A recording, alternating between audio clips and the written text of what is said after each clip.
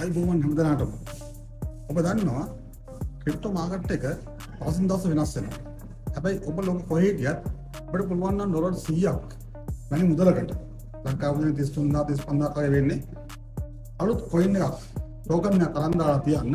හැබැයි ඒක 10ට 100ට ඩොලර් 1000ට වැඩි වෙන්න පුළුවන් කියලා ප්‍රොජෙක්ෂන් එකක් තියෙනවා. ඉතින් සාමාන්‍යයෙන් ගත්තාම ගොඩක් කට්ටිය අකමැති ට්‍රේඩින් කරන්න. හැබැයි අපි හිතමු අරන් දාලා තිබ්බා කියලා. මොකද නොකරත් ඔබ වැඩ කරලා යනකොට ඔබට අවසානයේදී ගාන වැඩි වෙලා විකුණන්න පුළුවන් නම් ඒක විකිරණ අවස්ථාවට යනවා නම් අනික ඒකේ කොන්ට්‍රැක්ට් එක කොහොමද ඒක ටෙක්නිකල් කොහොමද කියලා දැනගන්න අවස්ථාවක් නැහැ. මොකද හේතුව ඔබ ගද්දිම ඒක ලොක් වෙලා තියෙනවා. ඉතින් ඒ නිසා ඔබට කරුණු තව ඕන නම් කතා කරන්න අනිවාර්යයෙන්ම මේ අවස්ථාවට පාන කල්පනා කරලා සාමාන්‍යයෙන් බිට්කොයින් එක 7000ට ඇවිල්ලා මිනිස්සු අවුරුදු 15ක් යනකොට 1,24,000ට ගියා. හැබැයි ඒක කවුරු ප්‍රොමෝට් කරේ නැහැ. කවුරුත් ඒක කතා කරේ මේ සාමාන්‍යයෙන් ඔක වැටෙයි ඕක හොර වෙයි කියලා. ඔබ දැන් මොකද වෙන්නේ?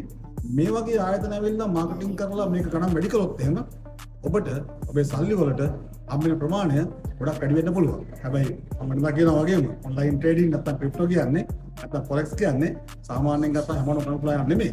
හැබැයි ඔබ ට්‍රේඩින් කරන්න බැරි කෙනෙක් නම් නැත්නම් කරන කෙනෙක් නම් කතා කරන්න අපිට පුළුවන් මේ කොයින් එක ගන්න තියාගන්න. අපිට ජයග්‍රහණයට දවසක් කියලා.